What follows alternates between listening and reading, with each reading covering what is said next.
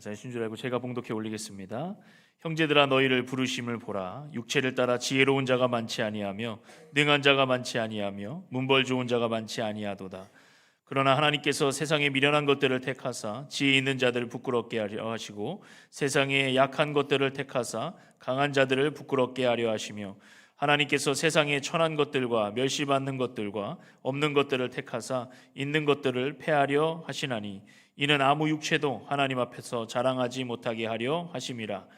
너희는 하나님의 사람으로서 너희는 하나님으로부터 나서 그리스도 예수 안에 있고 예수는 하나님으로부터 나와서 우리에게 지혜와 의로움과 거룩함과 구원함이 되셨으니 기록된 바 자랑하는 자는 주 안에서 자랑하라 함과 같게 하려 함이라. 아멘. 아멘. 찬양을 듣고 보니까 하나님이 만드신 창조하신 세계가 참 아름답게 느껴지죠. 우리 옆에 분들과 함께 앞뒤에 분들과 함께 인사 나누기를 원합니다. 이렇게 인사해 볼까요? 꽃과 같은 당신을 보니 참 아름답습니다. 네. 꽃과 같다고 하니까 갑자기 술렁이시는 것 같아요. 네. 할렐루야.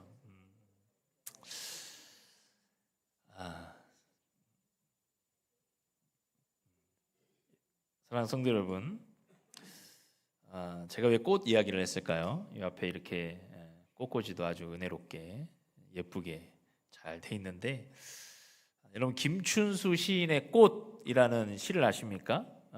기독교 시인이죠. 그분은 나의 하나님, 예배당 뭐 이런 시들을 많이 창작해서 그 자신의 신앙을 그 시를 통해서 드러냈습니다. 그 김춘수 시인의 꽃을 내용을 잘 보면 이렇게 시를 쓰고 있죠. 내가 그의 이름을 불러주기 전에는 그는 다만 하나의 몸짓에 지나지 않았다. 내가 그의 이름을 불러주었을 때 그는 나에게로 와서 꽃이 되었다. 저도 중학교 시절에 이 시를 교과서에서 배운 것 같아요. 제가 이 시를 딱 접하면서 부르심의 신비가 얼마나 놀라운지를 다시 한번 알게 되었습니다. 우리가 하나님께서 우리를 불러주시기 전에는 우리는 그저 하나의 몸짓에 불과했다는 거예요. 그런데 하나님은 우리의 이름을 부르시고 우리를 은혜의 자리로 초청해 주셨어요. 우리가 자격이 있어서 꽃이 된 것이 아니라 꽃이라서 아름다워서 하나님께서 우리를 불러주신 것이 아니라 하나님께서 우리를 사랑하시고 긍휼히 보시고 보시기에 좋으셔서 그 이름을 불러주셨을 때 우리는 하나님 앞에서 뭐가 되었어요? 꽃이 된 것입니다. 여러분, 꽃이 되기 위해 갖춰야 될 조건이나 기준이 없습니다. 오늘 이 시에 보면은 하나의 몸짓이었지만 내가 그의 이름, 이 저자가 그리고 뭇사람이 서로의 관계 안에서 그 이름을 불러주었을 때 그는 꽃이 되었다고 했어요. 어떤 조건이나 기준이 없습니다. 조건이나 기준이 없다는 것이 유일한 기준이 되는 거예요.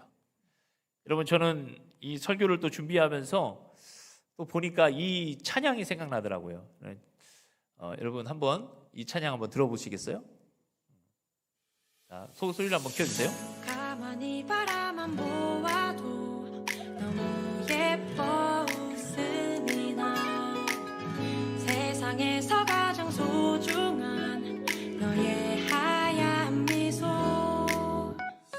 하나님께서 너무 기쁘시대.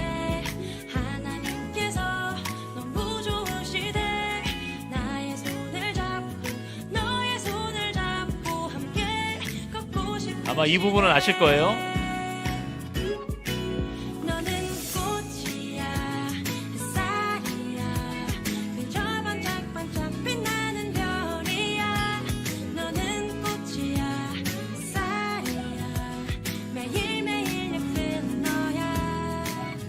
네, 여기까지. 어디서 들어본 노랫말이죠? 주님께서 우리에게 뭐라고 말씀하세요? 너는 꽃이야, 너는 햇살이야, 반짝반짝 빛나는 별이야. 주님께서 우리를 그렇게 불러주시는 거예요. 자격이 있어서 기준이 돼서 우리를 부르시는 것이 아니라 주님이 불러주셨으니 우리가 주님 앞에 꽃이 되고 별이 된 것입니다. 그럼 옆에 분들과 함께 한번 얘기해 볼까요? 우리 후렴만 시작. 너는 꽃이야, 햇살이야, 반짝반짝 빛나는 별이야. 그렇죠? 우리가 이제까지는 우리 옆에 분들 보면서 집사님, 권사님, 장로님, 목사님 이렇게 부르지만 여러분 옆에 분들 이름 기억하시죠? 네. 그래서 이름을 불러준다는 것은 참 은혜로운 거예요.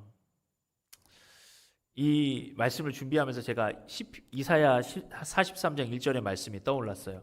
야곱이라는 것은 이름의 뜻이 속이는 자예요. 남의 발 뒤꿈치를 잡고 태어난 자, 그래서 이름이 야곱이에요. 너를 창조하신 여호와께서 지금 말씀하시느니라. 이스라엘아, 너를 지으시니가 말씀하시느니라. 너는 두려워하지 말라. 내가 너를 구속하였고 내가 너를 지명하여 불렀나니 너는 내 것이라. 할렐루야. 그래서 우리가 주님 앞에서 꽃이 된 겁니다. 여러분 베드로를 볼까요? 베드로는 이름의 뜻이 페트로스, 반석이란 뜻이에요. 예수님께서 새롭게 이름을 지어주었어요. 그는 자신의 의지와 힘으로 끝까지 주님을 지키겠다고 호언장담했던 인물이에요. 그러나 그의 육신의 자랑은 예수님의 십자가 앞에서 닭이 울 때에 그는 예수님을 3번이나 부인 저주 맹세했다는 거예요. 그리고 그는 다시 갈릴리의 그 삶으로 내려갔어요. 실패한 자로서 하나의 몸짓으로서 이렇게 내려가 버렸습니다. 그때 부활하신 주님께서 그를 찾아오셔서 베드로야, 너 이놈 왜 그랬어? 그렇게 따져 묻지 않으셨습니다. 실패한 베드로를 향해 뭐라고 이름 부르세요? 요한의 아들 시모나. 요한의 아들 시모나는 처음에 그가 자라면서 들었던 원초적인 이름이에요. 그런데 예수님께서 그를 베드로라 부르지 아니하고 요한의 아들 시모나라고 부르면서 3번이나 그를 위로해 주시고 사랑해 주시고 다시 한번 일으켜 주셨어요.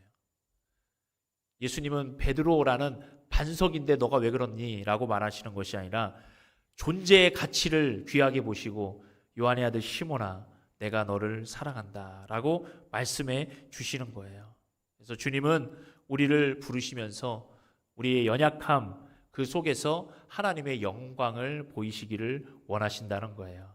오늘 고린도전서 1장 26절을 볼까요? 형제들아, 너희를 부르심을 보라. 육체를 따라 지혜로운 자가 많지 아니하며 능한 자가 많지 아니하며 문볼 좋은 자가 많지 아니하도다 라는 거예요. 당시 로마 제국, 로마가 다스리는 사회는 사회적 신분이나 지위에 따라 철저히 계급을 나눴습니다. 사회적 지위가 높은 사람은 낮은 사람에게 얼마든지 명령하고 복종을 요구했습니다. 명예와 특권 이런 것들로 인해서 높은 지위를 획득하고자 얼마나 많이 노력했는지 몰라요. 그래서 반대로 지위나 신분이 낮은 것은 부끄럽고 수치스러운 일이라 여겼다는 것입니다.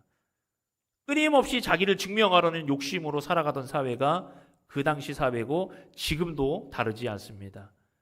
하나님을 떠난 인간은 얼마든지 언제든지 인간으로서 자기가 증명하려는 욕구에 빠져들게 돼 있어요.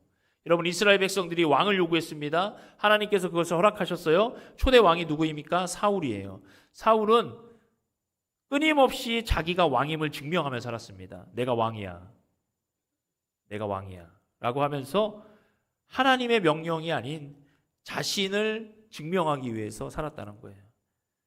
근데 오히려 불안하고 스트레스 속에서 힘들게 살았습니다. 자신이 무의미한 존재가 될까 봐 얼마나 고군분투하며 살았는지 모릅니다. 여러분 요즘 유행하고 있는 드라마 아세요? 모자 무사 아세요? 처음 들어보시죠?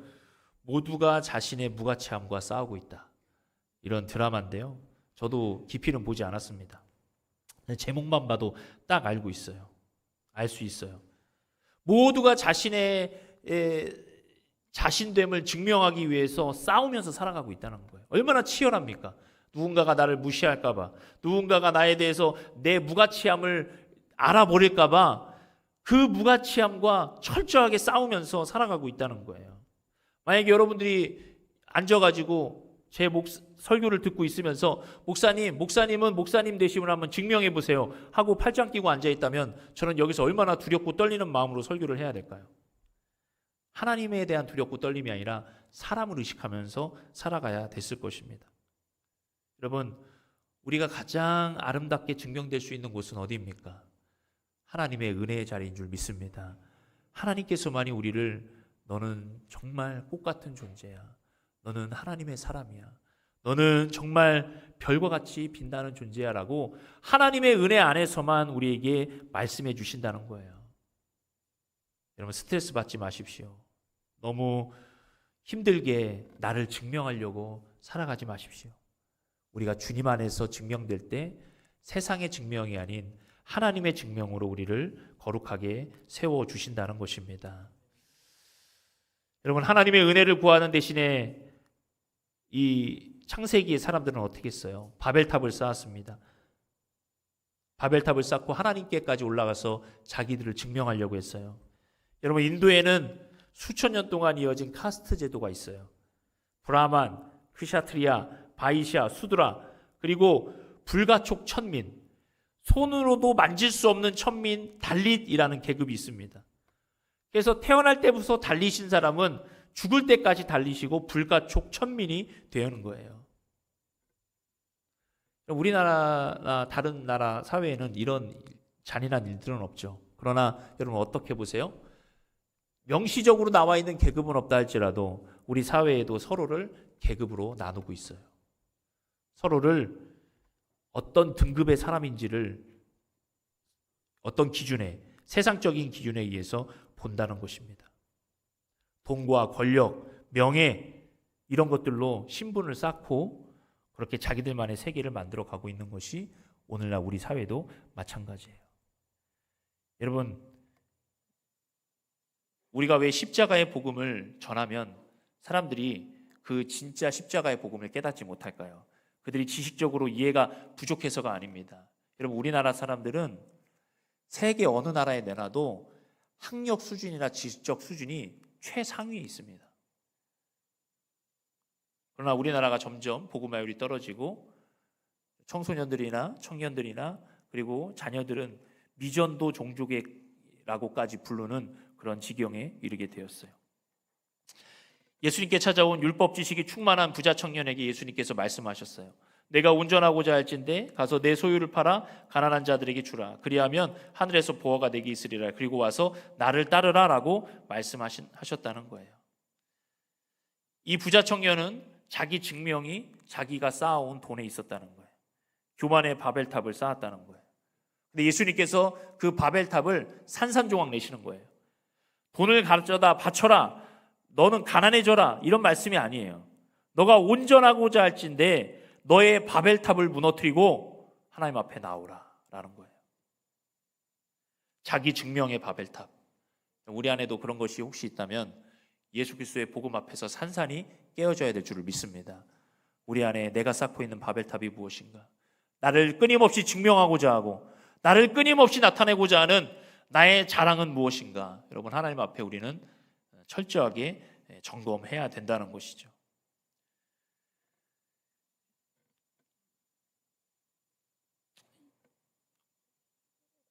오늘 고린도전서에 하나님께서 문벌 좋은 자, 학벌 좋은 자, 뛰어난 자들을 부르시지 않고 이 고린도 교회의 연약한 자들을 부르셨다는 거예요. 근데 이들 연약한 자들이 교회에 들어와서 어떤 일을 한다는 거예요? 나는 바울파, 나는 아볼로파, 나는 게바파, 나는 베드로파 이렇게 하면서 서로 파벌을 만들고 있어요. 하나님께서 세상에서 미련하고 연약한 우리를 부르신 목적은 우리를 더 강하게 훈련시켜서 세상과 대항할 새로운 권력을 만드시기 위함이 아닙니다. 그 이유가 1장 27절부터 29절에 나와 있어요.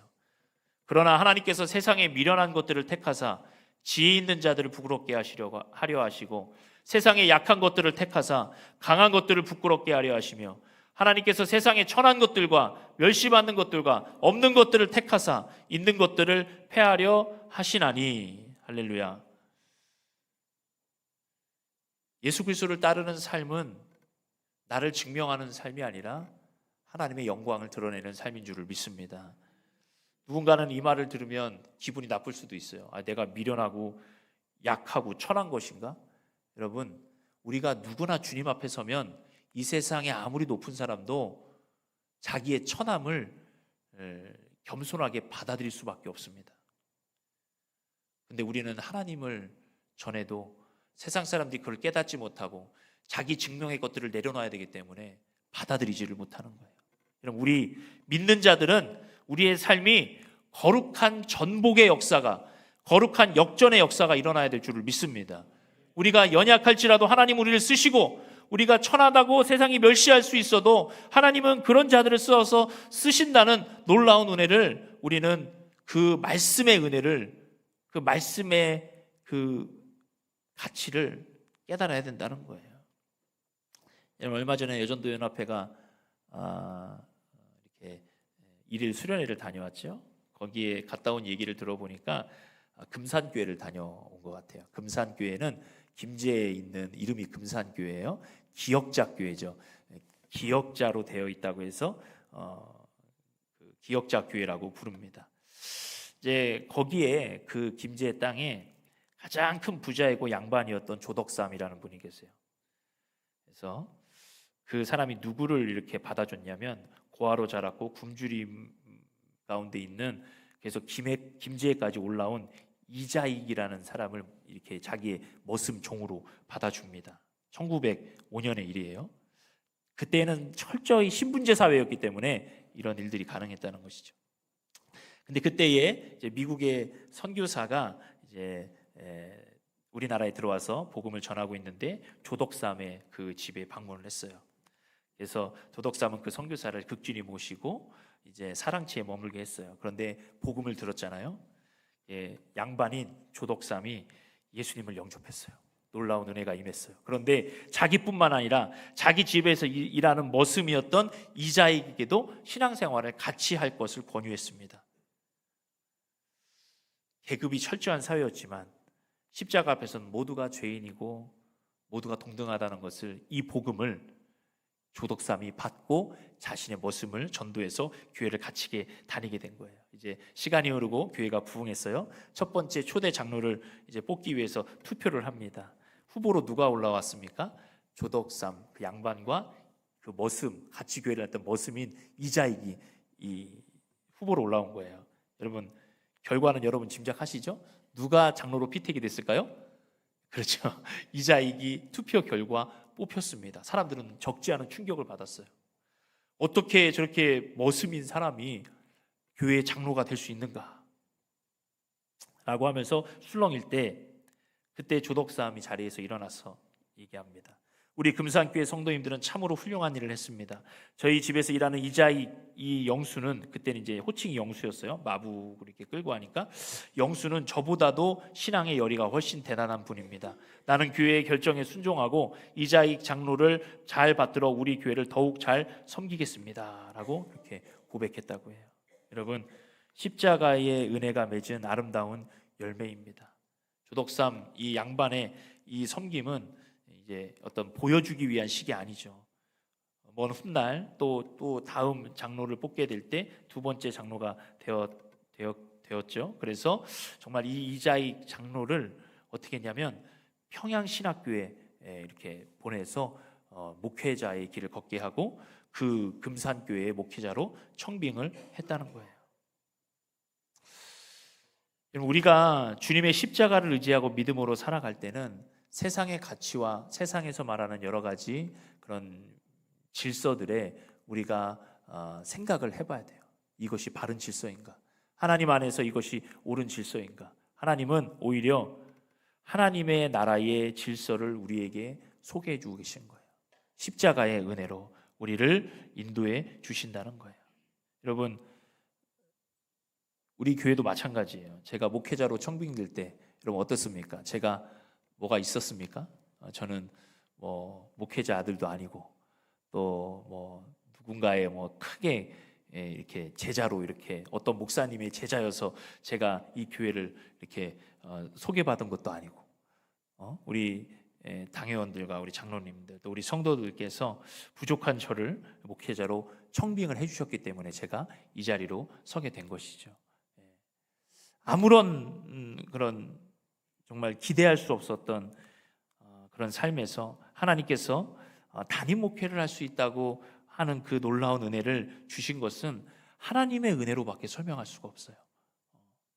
물론 제가 우리 교회에서 부교육자의 시절을 보냈지만 하나님께서 그것도 은혜로 있게 하시고 또 은혜로 또 이렇게 다른 교회도 경험하게 하시고 여러 교회를 경험하면서 또 목회적 소양을 쌓게 하시고 다시 이 은혜의 자리로 오게 하신 것은 정말 하나님의 전적인 은혜가 아니고는 설명할 수가 없는 것입니다.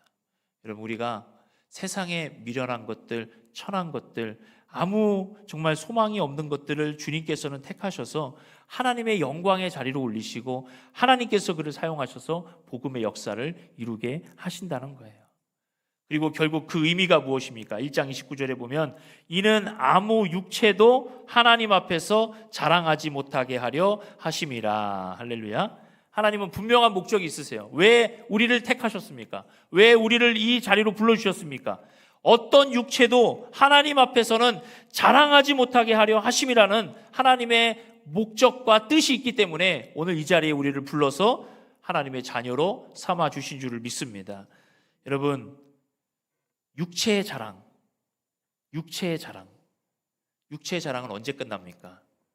우리가 아무리 그 육체의 자랑을 잘 관리해도 무덤 앞에서는 그 육체의 자랑은 아무것도 아닙니다. 여러분, 하나님은 어떤 분이십니까? 영원하시고 전지전능하시고 무소부재하시고 영원부터 영원까지 계신 분이에요. 그런데 우리가 하나님 앞에서 우리의 육체를 자랑한다는 것은 얼마나 허무하고 얼마나 부질없는 짓입니까? 오늘 하나님께서는 아무 육체도 하나님 앞에서는 자랑할 것이 없다고 우리에게 분명히 말씀하시는 것이 우리에게는 큰 은혜가 되는 것입니다. 하나님의 영원하심과 하나님의 위대하심 앞에는 어떤 인생도 그 자랑을 감히 할 수 없다는 것입니다. 어떠한 노력이나 학문이나 지식과 지혜를 총동원해도 하나님의 영광에 닿을 수 없는 것이 인간의 본질이라는 거예요. 자랑 자체를 할 수 없다는 거예요. 하나님 없는 인간은 죄성으로 나를 자랑하고 나를 높이고 나를 다른 사람과 비교해서 우위에 놓고, 그런데 그 죄성을 우리가 가지고 살아가면서 상대방의 죄성을 보고도 평가하고 판단하고, 여러분, 우리는 하나님의 도우심 없이는 이 죄성을 걷어낼 수 있는 능력이 아무것도 없다는 것입니다. 오직 하나님만이 우리의 죄의 모든 책임과 결과들을 걷어내 주시고 우리를 주님의 사람으로 세워주셨다는 거예요. 그래서 하나님이 친히 이 땅에 오시고 우리의 근본적인 죄가 무엇인지를 가르쳐 주시고, 그리고 십자가 위에서 자신의 몸을 찢으시고 피를 쏟으셔서 우리의 삶을, 우리의 인생을, 우리를 구원해 주셨다는 것입니다. 고린도전서 1장 30절 오늘 말씀을 보면은 너희는 하나님으로부터 나서 그리스도 예수 안에 있고 예수는 하나님으로부터 나와서 우리에게 지혜와 의로움과 거룩함과 구원함이 되셨으니. 할렐루야. 너희는 하나님으로부터 나온 자들입니다. 그리고 그리스도 예수 안에 있고 예수는 하나님으로부터 나와서 우리에게 지혜와 의로움과 거룩함과 구원함이 되게 하셨다는 거예요. 여러분, 지혜는 무엇입니까? 가장 놀라운 지혜는 십자가의 지혜입니다. 주님께서 우리에게 주신 죄 없으신 몸을 다 찢기시고 피 흘려서 우리를 구원하신 놀라운 은혜를 우리가 깨닫는 것이 참 지혜이고, 의로움은 무엇입니까? 나 스스로는 절대로 의로워질 수 없는 우리의 인생인데 주님이 대신 십자가의 짐을 짊어지시고 나를 의롭다 여겨주셨습니다. 거룩함은 무엇입니까? 거룩함은 구별됨입니다. 우리가 세상에서 구별될 수 있는 능력이 없어요. 세상을 따라가고 세상에 있는 권세를 쫓아갈 수밖에 없는 이 인생의 비루함 속에서 주님은 우리를 구별해내셔서 하나님의 자녀로 삼으시고 거룩한 자리로 불러주셨다는 거예요. 마지막으로 구원함은 무엇입니까? 이 모든 것을 합해서 우리를 구원하셨습니다. 육체의 자랑에 얽매인 노예와 같은 삶에서 우리는 주님의 은혜로 말미암아 값없이 구원함을 얻었습니다. 여러분, 죄값이 얼마나 큽니까? 죄값은 너무나 커서 우리 인생은 도저히 그 죄값을 낼 수가 없어요. 그런데 예수님께서 십자가 위에서 내가 다 갚았노라 하시면서 십자가를 지셨기 때문에 우리의 죄가 다 탕감받고 우리는 구원받는 백성이 되었다는 것입니다. 그래서 오늘 설교의 제목처럼 제가 고린도전서 1장 31절의 말씀을 보고 제목을 정했어요. 기록된 바 자랑하는 자는 주 안에서 자랑하라 함과 같게 하려 함이라. 할렐루야. 여러분, 이 말씀은 사도 바울이 예레미야서를 인용한 거예요. 여러분, 예레미야서의 말씀에 보면은 9장 23절에 이렇게 나와 있습니다. 여호와께서 이와 같이 말씀하시되 지혜로운 자는 그의 지혜를 자랑하지 말라. 용사는 그의 용맹을 자랑하지 말라. 부자는 그의 부함을 자랑하지 말라라고 했어요. 여러분, 예레미야가 말씀을 선포했던 그 시대는 남유다가 바벨론의 거대한 침략 앞에 두려움, 풍전등화 같은 그런 위기에 있었을 때예요. 그런데 사람들은 여전히 그럼에도 불구하고 자기 지혜를 자랑했고 자기의 용맹을 자랑했어요. 바벨론이라는 대제국 앞에 정말 풍전등화 같은 그 상황 속에서 여전히 자기들을 자고하면서 우리는 괜찮다, 우리는 괜찮다라고 하면서 하나님을 버렸다는 거예요. 그러니까 예레미야가 외치잖아요. 너의 지혜를 자랑하지 마, 너의 용맹을 자랑하지 마, 너의 부함을 자랑하지 마라고 말씀하시는 거예요. 여러분, 우리의 인간의 자랑이 얼마나 상대적입니까? 캄보디아의 킬링필드라는 사건 아시죠? 1975년부터 79년까지 급진 공산주의 무장 단체가 그 캄보디아를 장악하고 정말 많은 사람들을 학살했어요. 짧은 4년 동안 그 캄보디아 인구의 4분의 1 정도를 다 죽였습니다. 근데 그 죽인 사람들의 최우선에 있는 사람들이 누구냐면 지식인들이었어요. 그들은 그 전까지 자신의 부함과 자신의 지혜와 지식을 자랑하면서 살았던 거예요. 근데 공산주의 정권이 그 땅을 지배하고 그렇게 됐을 때 안경 쓴 사람을 가장 먼저 죽였어요. 외국어를 구사하는 사람을 먼저 죽였어요. 시계나 펜을 가진 사람을 먼저 죽였어요. 왜 그랬을까요? 그들이 생각하기에 지식층이 있기 때문에 우리가 안 된다 해서 그들이 먼저 죽었어요. 얼마나 안타까운 일입니까? 저도 아마 가장 먼저 죽었을 거예요. 안경을 쓰고. 우리의 자랑은 인간의 역사 속에서 아무것도 자랑할 것이 없습니다. 그것을 자랑한다 할지라도 순식간에 그 상황이 바뀌면 자랑거리가 아니라 죽을 거리가 될 수 있다는 거예요. 베네수엘라의 경제적 위기가 올 때 여러분, 그 돈이 뭐가 됐습니까? 휴지 조각이 됐어요. 부자면 부자일수록 휴지가 많은 사람이 된 거예요. 얼마나 허망하게 그렇게 자랑하고 그렇게 의시됐던 그 돈이 나라의 경제가 무너지고 나라가 풍지박산 나니까 모든 게 다 휴지 조각으로, 인플레이션에 의해서 휴지 조각으로 변하는 것을 경험하게, 우리 역사 속에서도 경험하게 되지 않습니까? 여러분, 결코 변하지 않는 자랑이 무엇입니까?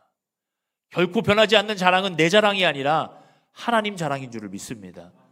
하나님은 영원전부터 영원까지 변하지 않으신 분이에요. 그래서 예레미야 9장 24절에 예레미야서는 그렇게 다시 한번 외치고 있어요. 자랑하는 자는 이것으로 자랑할지니 곧 명철하여 나를 아는 것과 나 여호와는 사랑과 정의와 공의를 이 땅에 행하는 자인 줄을 깨닫는 것이니라. 나는 이 일을 기뻐하노라. 여호와의 말씀이니라. 아멘. 뭘 자랑하라고요? 하나님을 자랑하라고요. 하나님은 사랑과 정의와 공의를 이 땅에 행하시는 분이라는 것을 자랑하라고 이야기하고 있는 것입니다. 사랑하는 성도 여러분, 우리도 이 말씀에 따라서 하나님을 자랑하는 인생이 되시기를 주님의 이름으로 축원드립니다. 국경이 넘어도, 시대가 바뀌어도, 심지어 내 육체의 호흡이 끊어져도 절대 변하지 않는 영원한 자랑은 오직 하나님 자랑이고 예수 그리스도의 십자가 자랑이라는 거예요. 끊임없이 나를 증명하려는 피곤한 삶을 내려놓으시기 바랍니다. 우리는 그저 하나님이 내 이름을 불러주셨기에 내가 주님 곁에서 꽃이 되었습니다. 나를 꽃으로 삼아주신 예수님만 자랑하고 주님만 높이고 주님의 은혜만 따라가는 삶이 되어야 된다는 거예요. 말씀을 정리하겠습니다. 오늘 바울사도는 고린도 교회에 향해서 너희들이 파벌을 나누고 분열되고 너희들이 서로 싸우는 것은 전혀 하나님이 기뻐하시는 것이 아니다. 오히려 하나님은 미련한 자들과 연약한 자들과 없는 것들을 택하셔서 있는 자들을 부끄럽게 하시고 그리고 아무 육체도 하나님 앞에서는 자랑할 것이 없게 만드셨다는 것을 분명하게 얘기하고 있어요. 여러분, 이 성경 말씀은 그 시대의 말씀이 아니라 오늘 우리에게 주시는 말씀이에요. 여러분, 우리도 무엇을 자랑해야 되고 무엇을 나누면 안 됩니까? 교회가 나눠지면 안 되고 교회가 한 마음과 한 뜻이 되고 같은 말 같은 뜻 같은 마음으로 주님 앞에 영광 돌리는 교회가 되어야 될 줄을 믿습니다. 그리고 우리가 한 마음으로 오직 우리는 하나님만 자랑하겠다는 마음으로 주님 앞에 서야 될 줄을 믿습니다. 그럴 때 우리는 승리하는 주의 백성이 될 줄을 믿습니다. 저 여러분이 오늘 고린도전서의 말씀을 보면서 이 은혜와 결단이 세워지고 주님 앞에서 영광된 주님의 꽃과 같은 성도들이 되시기를 주님의 이름으로 축원합니다. 아멘. 기도하겠습니다.